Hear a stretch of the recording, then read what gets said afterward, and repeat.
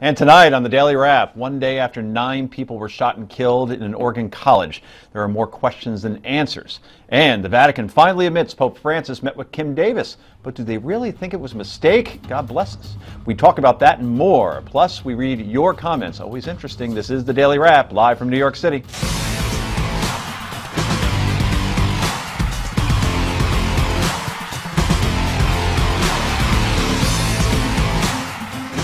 Welcome to the show, everybody. I'm Joe Concha, along with my co-host Rick Unger. How are you today? I'm doing all right. Getting away from the shooting for a second, I'm hearing that John Boehner's replacement may not be the guy we think it may be. Well, I think we've learned that Chairman Chaffetz would like to run for the job now.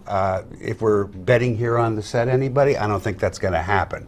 But so I don't know if it's going to be who we thought, though, either. He did really step in it, didn't he? Yeah, he's had a tough week, no question about it. But either way, if people are running against McCarthy, that's more entertainment for us. Clearly, and that's what matters. You got that exactly right. And Mr. Matters is right. She's the news director for the Tea Party News Network and the author of a tremendous new book, Roar, the New Conservative Woman Speaks Out. It's also her first time at the Daily Wrap, which probably means it's her last. Scotty Nell Hughes is here. Bring it. Bring it. Oh, no. I have been prepping all of my lifetime to sit in this seat between the three of you. You're going to be horrified, I mean. You're not going to want to come back. Oh, okay. We know you'll make the cut. It's us that we're worried about. I've handled each one of you individually over the past 3 years of my broadcasting career, and I've never had you all at once. This is like peanut butter and jelly fried. I am so not going on that line. It's so. I think we better introduce Jonathan. Yeah, I think so. So you have my glasses. He's a former special agent, a former Navy SEAL, and currently the very cerebral president of Continued Services. Jonathan Gilliam is back. Can we show him real quick? Ah, there he is. It doesn't work. Those are mine. My card can't work. No. Yeah, he's like Rick Perry, but different. Yeah. All right, let's get to the daily download.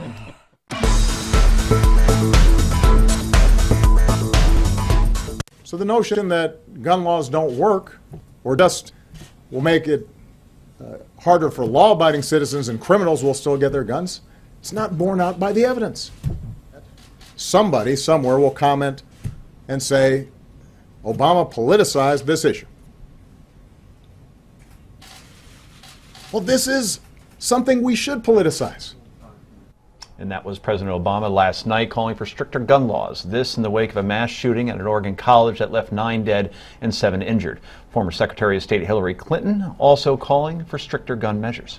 It's just beyond my comprehension that we are seeing these mass murders happen again and again and again. And as I have said, we have got to get the political will to do everything we can to keep people safe. You know, I know there is a way to have sensible gun control measures that help prevent violence, prevent guns from getting into the wrong hands, and save lives. And I am committed to doing everything I can to achieve that. And on the GOP side, Donald Trump was asked on Morning Joe what he would have done as president in the wake of the shooting. Well, first of all, you have very strong laws on the books, but you're always going to have problems. I mean, we have millions and millions of people. We have millions of sick people all over the world. It can happen all over the world, and it does happen all over the world, by the way, but this is sort of unique to this country, the school shootings. Well, you know, it's not politically correct to say that, but you're going to have difficulty, and that will be for the next million years. You're going to have difficulty. People are going to slip through the cracks, and even if you did great mental health programs, people are going to slip through the cracks. One thing I agreed with the president on yesterday was he said that the media will cover this in the same way over and over again, because it's almost like muscle memory, right? Do we need stricter gun laws? Do we need better mental illness treatment or screening? On and on. What do you think we should talk about here tonight? Well, first of all, I really like your choice of words. This is all about muscle memory. I talked about this today on the radio. Remember your feelings when the horrible thing in Connecticut happened. Sandy Hook. Right, Sandy Hook. And compare them to what your feelings are today. We've become so used to this that our feelings are very different. It's now muscle memory, and the media reacts accordingly. We say the same things. We're having the same debate. You know, I've gotten sensitive about this. I don't want to talk about guns. We're going to have the same conversation. We're going to end up at the same place we always end up, whether you're pro-gun, anti-gun. It's not going to fix this, folks. We need to start talking about creative technological solutions to problems specifically like what happened yesterday. I don't want to talk about the big picture. I want to talk about what can be done to lessen the chances of some wacko with guns coming on, or knives, or bats, or anything else, coming onto a campus and killing a lot of people. That's what I want us to talk about. Well, but here's the problem. It's about the leadership of it. If you don't sit here and blame it all on the media, when the president himself starts off his very passionate press conference going, let's talk about guns. We need to get the guns. I agree. So they're just following, the media is just following the footsteps of the president and elected officials immediately coming out, putting the blame on the NRA as much as possible. It just doesn't do us any good. It doesn't, but the question is, what can you do? Evil is going to happen. If evil wants to do it, they're going to do it. You know, my elementary school, they just put in this extensive security system.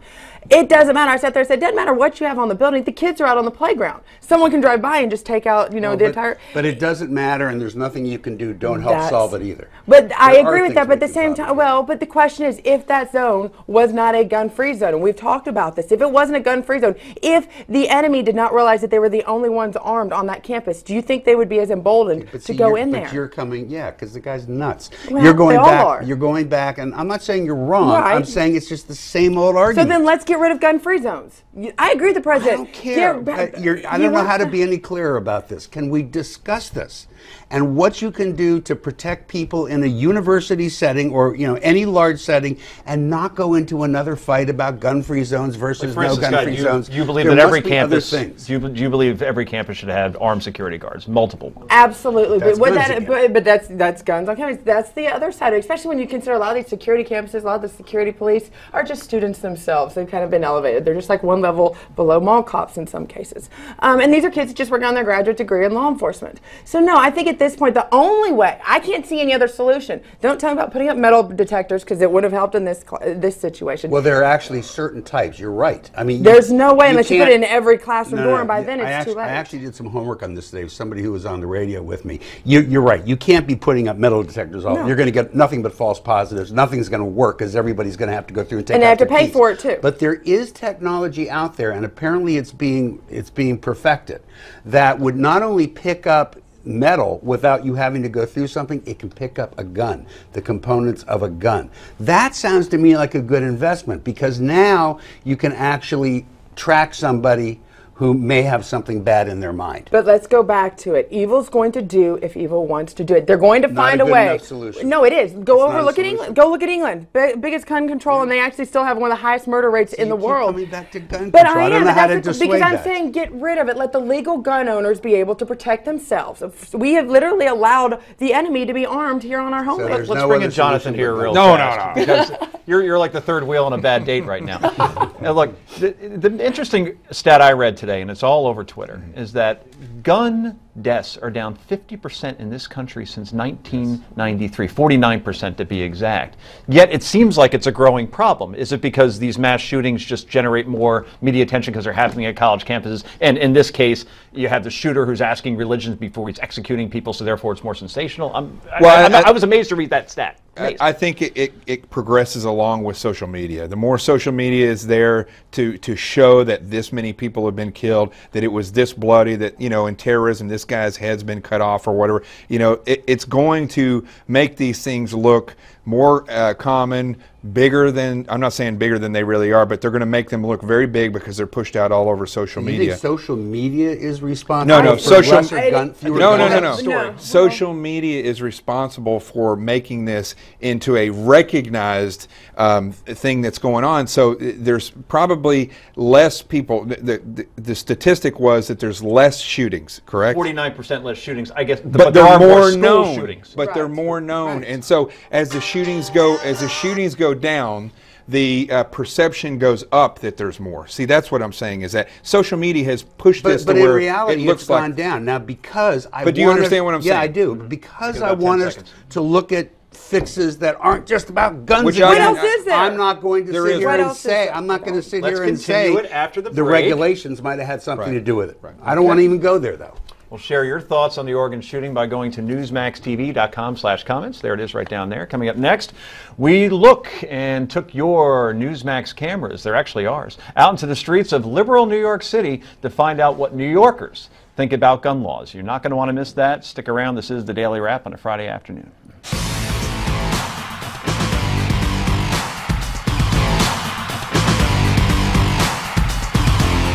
Oregon has worked continuously to prevent these kind of tragedies, but they continue to happen here and across the nation.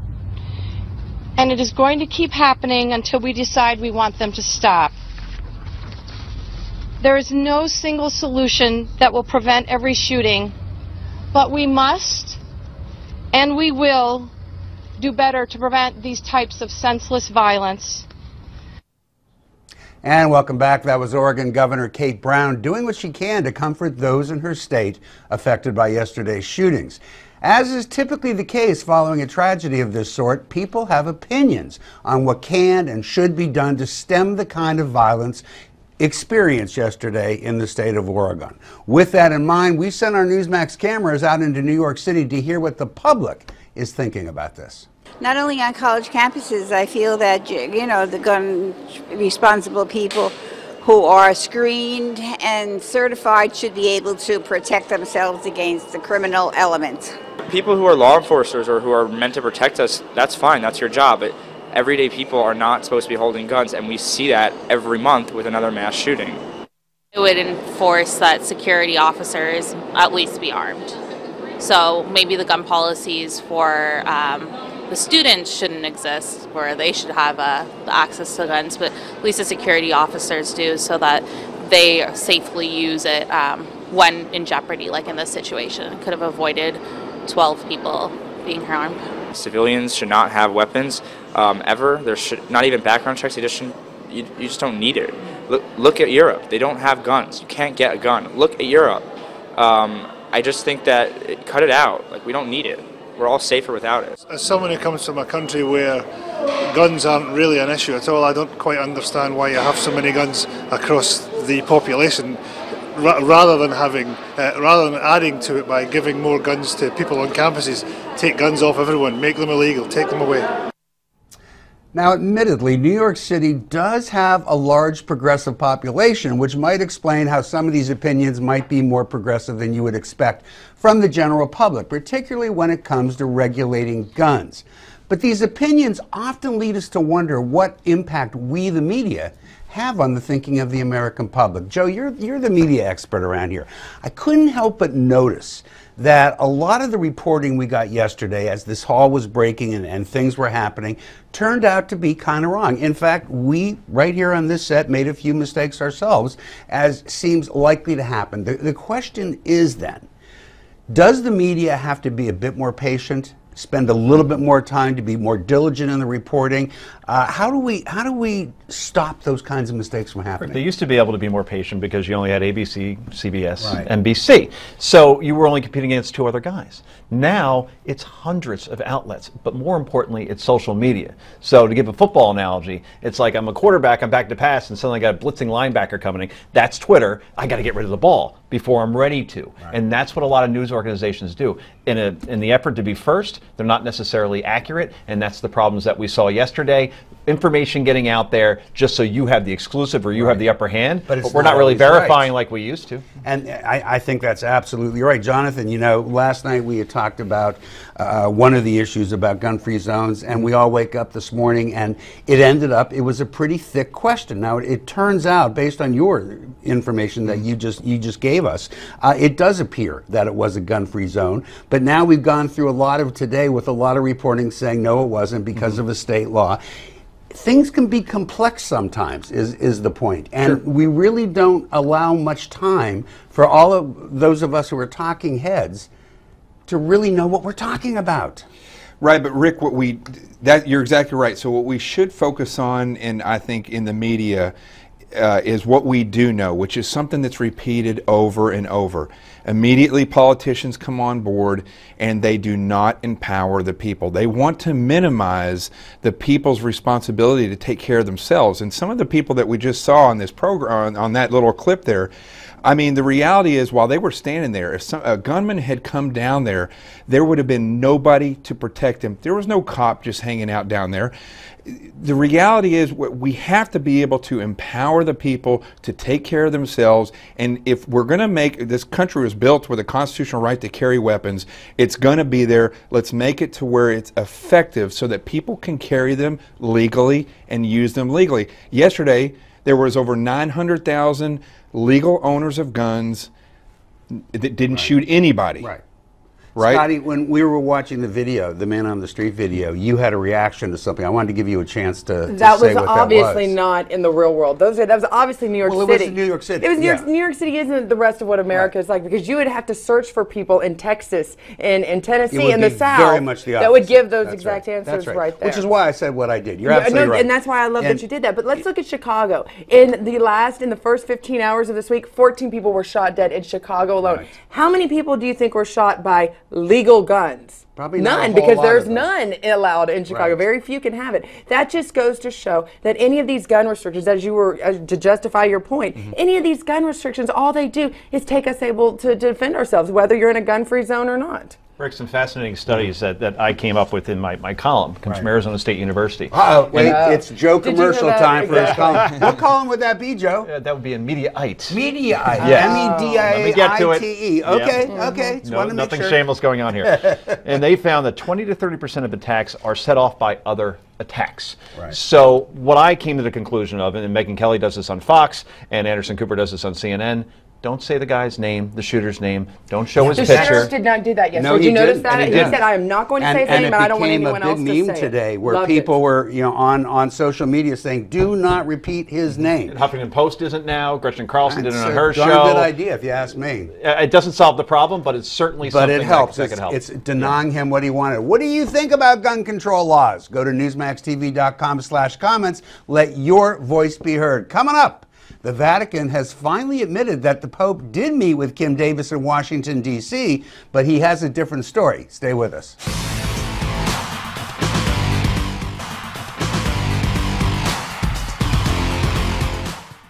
And welcome back to Daily Wrap. After days of speculation over whether or not Pope Francis met with freedom rights activist and county clerk Kim Davis, it has now been confirmed that the pair did in fact meet while the Pope was in Washington, D.C. Now, however, the Vatican seems to be distancing itself from the encounter and Davis herself. The Vatican releasing a statement detailing its version of how the meeting went down, adding that the encounter, quote, should not be considered a form of support of her position.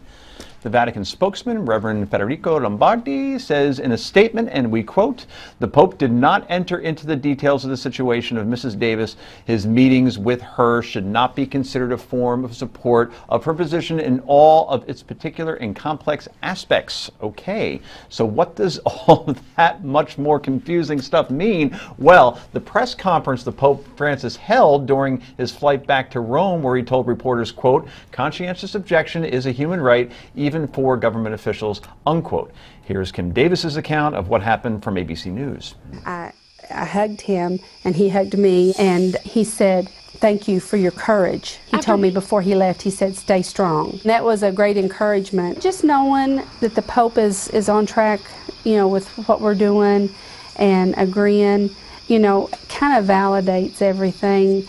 Okay, so we know the Pope met with Kim Davis. According to her, he thanked her for her courage, as we just played, and told her to stay strong, and told reporters that government officials have the right to object to things that go against their religious beliefs. But why did they keep the meeting a secret for 5 days? And why are they now saying that the meeting does not mean the Vatican and the Pope are behind her? Let's go to...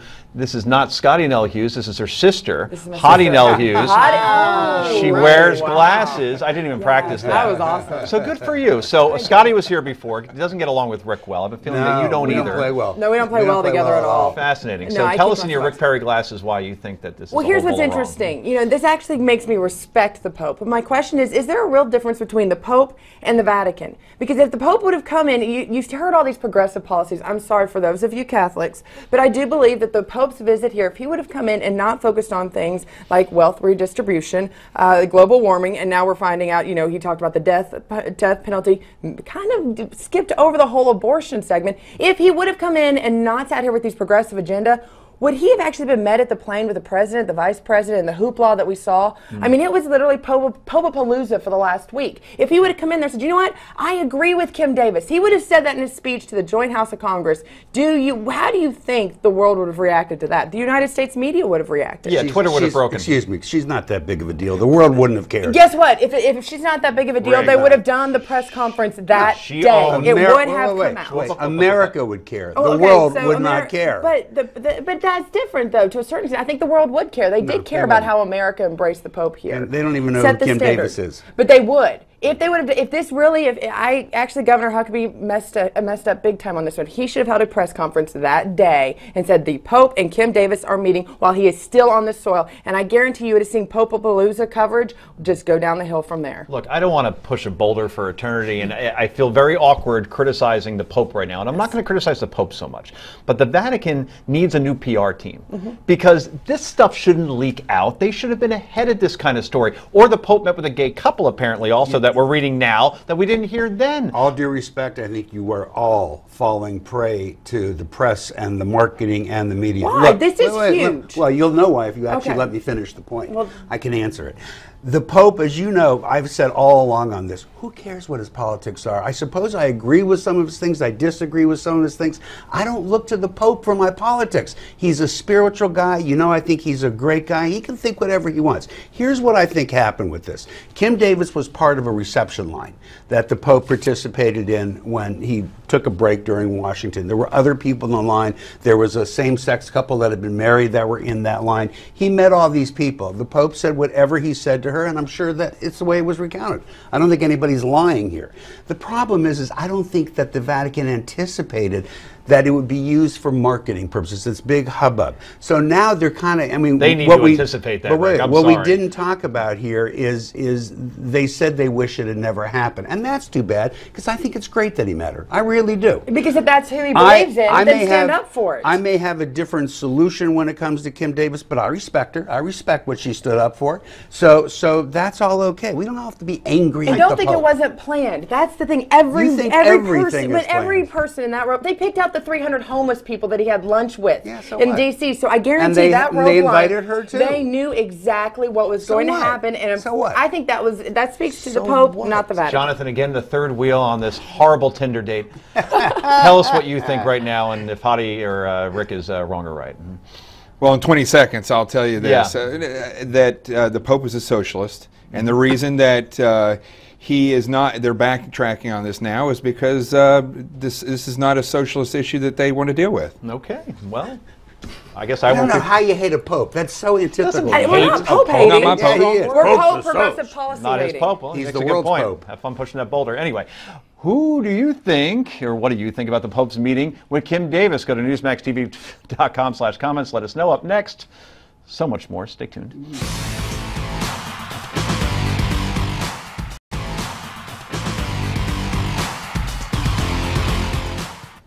And welcome back to the Daily Wrap. You know, in Washington, a gaffe is defined as what happens when a politician tells the truth about something he isn't supposed to say at all.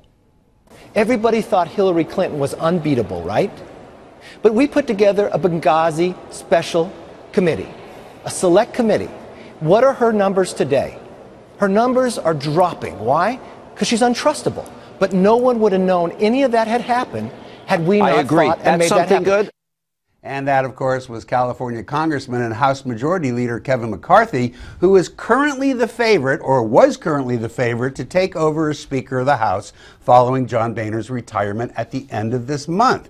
As a result of that statement, Senate Minority Leader Harry Reid and several other Senate Democrats are now demanding that the House Select Committee on Benghazi be disbanded, given that the Majority Leader announced that the investigation committee was created at least in part to politically damage former Secretary of State Hillary Clinton. In a letter, the senators wrote, "We're writing to ask you to disband the House Select Committee on Benghazi after House Majority Leader Kevin McCarthy's recent comments admitting that the Select Committee was put together to serve the political purpose of defeating Secretary Hillary Clinton in the 2016 presidential elections by hurting her in the polls, rather than conducting a serious investigation into a terrorist attack act that killed 4 Americans. We should not disrespect their sacrifice by further politicizing this tragedy. Now, a spokesman for Representative McCarthy has released a statement insisting that the Benghazi panel is focused on getting the facts about the 2012 attacks in Libya, and McCarthy has now come forward with a number of statements. So, Jonathan, did McCarthy just accidentally tell the truth here, or what's going on? You know, Rick, I think you said something a long time ago when I was on this show, or I think you said it on the radio with me as well in Sirius. We should go through and vote every single person that's in office out of office. How I feel about that. That's because I think, you know, listen, what he said, that may have been the motivation behind a lot of people, but the fact is something happened in Benghazi that's very important, that should be fixed, should be figured out, and ignorant politics like this and statements like that do nothing to help figure out what happened in Benghazi. Do you cut him any breaks, or do you think he intended to say something else, as he says? I'm sure that he probably did. I mean, listen, you know, he's in front of when we're in front of the camera, a lot of the times you say things that you don't intend to say. But, But he probably meant exactly what we think he meant. I don't think that he meant, I don't think that he meant what you're implying. What most people think he meant was that they put they put it together in order to burn Hillary Clinton. No, but but Joe, help me out with this one. Yeah. Don't you think instead of sitting here and burning Hillary Clinton, it was more just to burn the entire administration, and she's kind of become the scapegoat of the administration. It's been focused on her, but mainly because the Obama administration hasn't been the ones that have kind of helped with the help that be produce the same things. Thing? It was still a political intent. But the administration. Well, it was just to discredit the entire situation and the lack of leadership. I think Kevin McCarthy's had a very bad week. I don't think he knows how to articulate a thought. Can he get out of this? I knew what he meant.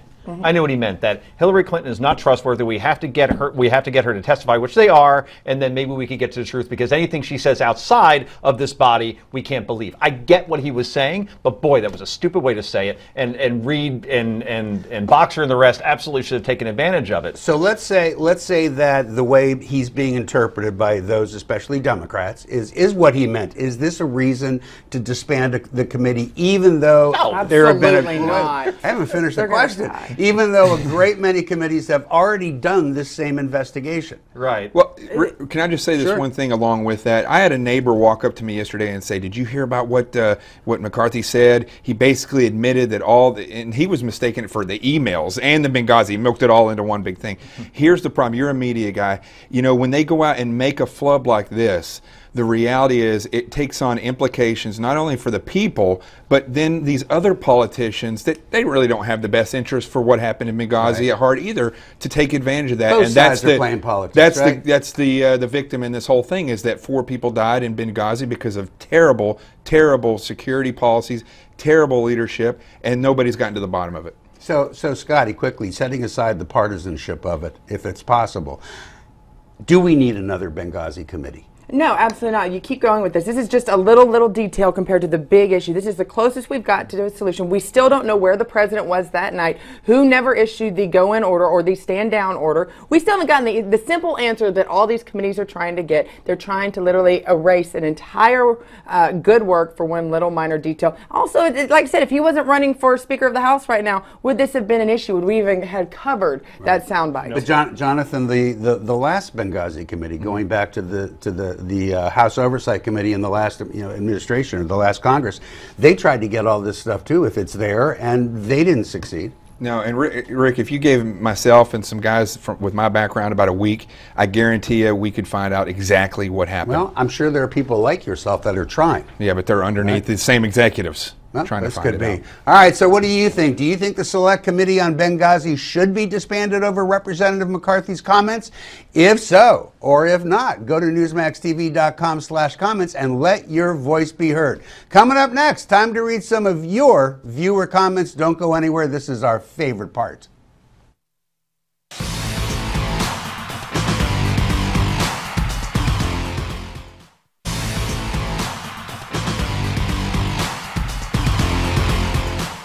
And welcome back to Daily Wrap. Before we get to your viewer comments, our own J.D. Hayworth sat down with Ohio Governor John Kasich, where the presidential hopeful shared his thoughts on the election cycle so far. 3 outsiders are leading in the polls. You got Trump and Dr. Ben and Carly.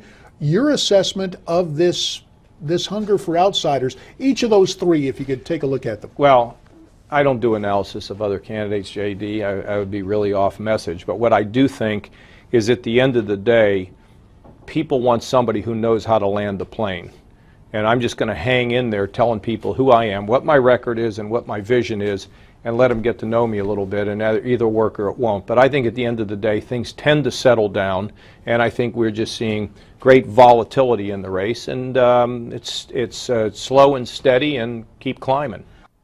And if you want to hear more from that interview, I know Scotty does, be sure to tune into Newsmax Prime tonight at 8 p.m. Eastern with our friend JD. All right, let's get to some of your viewer comments. First up, last night we asked you to share your thoughts on the shooting in Oregon, as well as gun legislation. Here's what you had to say. Gloria says, and we quote, "On gun control, I think it should be much more expensive to own a gun.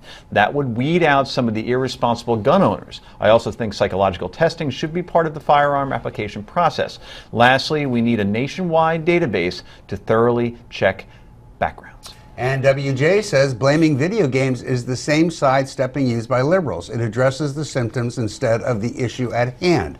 While it's impossible to say any one thing is the cause of these mass shootings in recent years, I believe a large part of it is related to parenting more than anything. Morals and ethics begin with parents and guardians. Okay, let's discuss that for a moment. Well, two very interesting comments, I would say, coming from different places, but I'm not going to necessarily disagree with either of them. Neither will I. It starts with that. It starts in the home, and it starts with parents. But I agree. But you have to sit there and put. I'm sorry. Some of these video games, if you haven't played them, they are extremely violent, and these parents go and buy them just because they don't want to deal with their whining children. Yeah. And when you watch them, they are probably. I actually think they're more violent than actually in life sometimes. I mean, you do have the blood spattering, and I do think that kind of creates sort of like a blood hunger for some of these guys that might already be mentally unstable. It's not the days of Donkey Kong. No, or Mario Brothers. Or Pong, for that matter. Or Pong. Well, Donkey Kong is the same. Well, Frogger was a little violent. I mean, getting smashed in the middle of the road. Johnny, good point.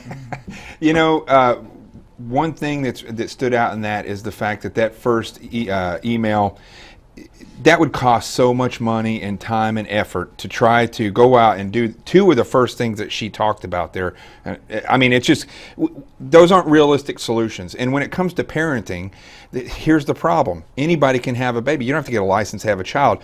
Ways that we can fix some of these things. If you're going to have constitutional right to carry a weapon, maybe we should think about teaching gun safety and gun rights and why they're there in a class, and along with child rearing and parenting.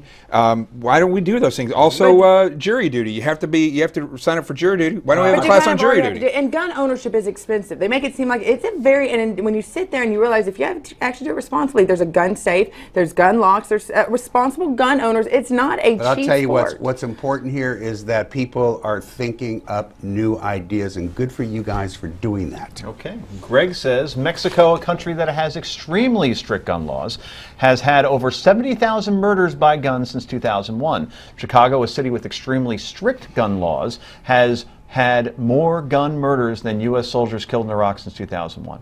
We need more guns, not less. That way, when a lunatic has an idea to kill, he will be evenly matched. And Jason says, if, as an early report says, the shooter was asking people if they were Christians and shooting them if they answered yes, then perhaps the thrust of the president's speech was missing the real point. Or perhaps you need to know a little bit more, because we're learning more. Mike says the reason concealed carry laws have swept the U.S. is because where they are enacted, there is a sharp drop in crime. We need more guns, not less. Scotty says yes, yes, yes. Absolutely. And you're the person before that. I just want to point out, hate crime, hate crime, hate crime. How many times have you heard that said today on any of the mainstream media? Very little. This is a hate crime committed yesterday. Let's point that out. And hate crimes just don't exist against Muslims or against blacks or against certain. It exists against Christians, and that's what happened yesterday. Christians were targeted and murdered for their faith. Amen to that. And, well, I'm not going to amend that. We don't know enough yet. Richard says, if the state of Oregon was not illegally keeping the student from using their constitutional right to carry concealed illegally, the nut job would have been killed before he was able to murder so many. So the liberal gun control fools are to blame for the murder of all these kids. I'm just going to let that go. It's such a silly comment. Go ahead, Joe. Okay. Randy says, if you want to harm someone, where are you going to go? A place where everyone is armed, or a place where no one is armed but you? To Jonathan. I think that's the best comment that we've had so far, is the fact that attackers look for soft targets, and there's no bigger sign than something that says, come here, there's no weapons. And finally tonight, Paul says, more restrictions, you mean take my guns away, so I'll be left without the means to protect me and my family. I'm a concealed carrier, and I have had the most in-depth FBI background check available. What more restrictions can there be? Okay, well, yay or nay is coming up next, but if you want to weigh in on any of the issues we talk about here in the show, be sure to go to newsmaxtv.com/comments, send them to you, we'll read them on the air. Up next, it's Happy Time, people. It's yay or nay.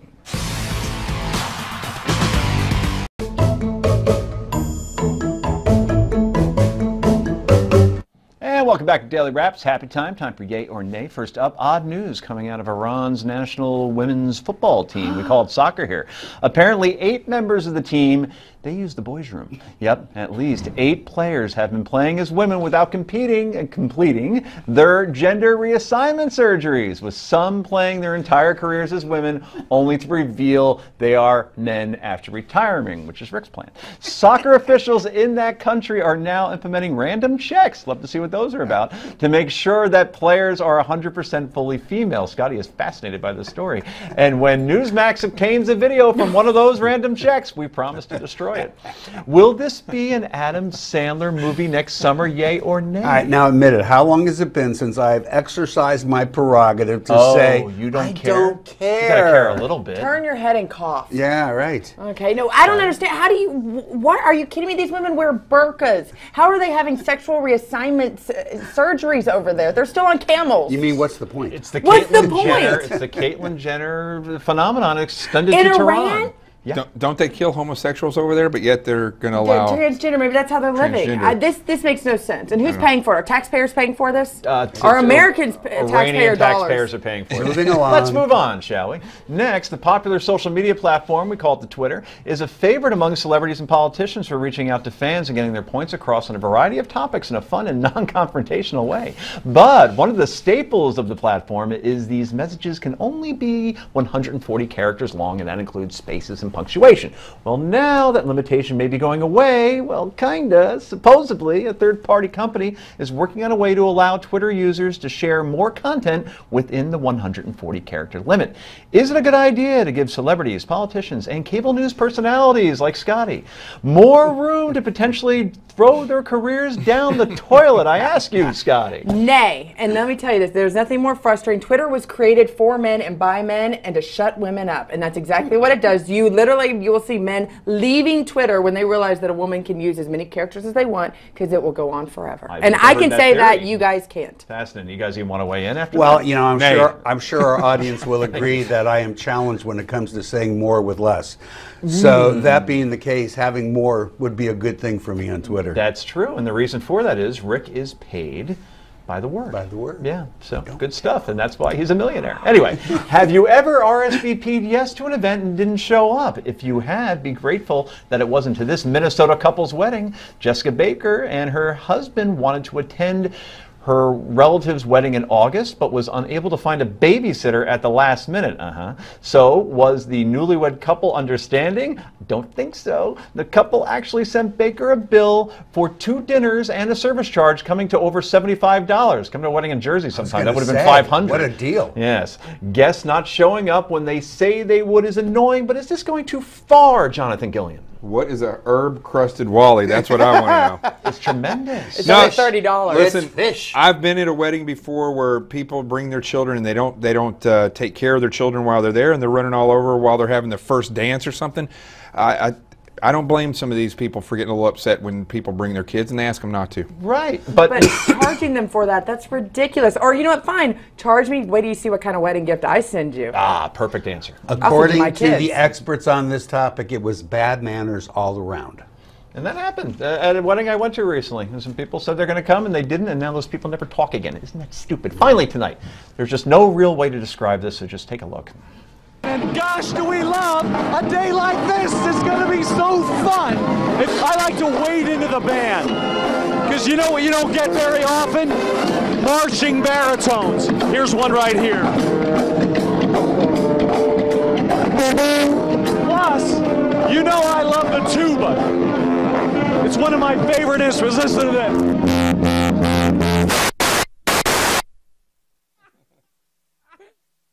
He lost the microphone. He lost his mic down the tuba. Get yelled at. He's gonna have to buy that guy a new instrument. Oh, there it is. Oh, there it is. That was not intentional either. Yeah. So have you ever lost an important item in a tuba? No, that made me very happy though. Absolutely. Who hasn't? Okay, and what a perfect way to end this utterly bizarre show on a Friday night. Thank you all for joining us on behalf of Rick Unger and the rest of our panel. Thank you for joining us. The Steve Malzberg Show. That's next.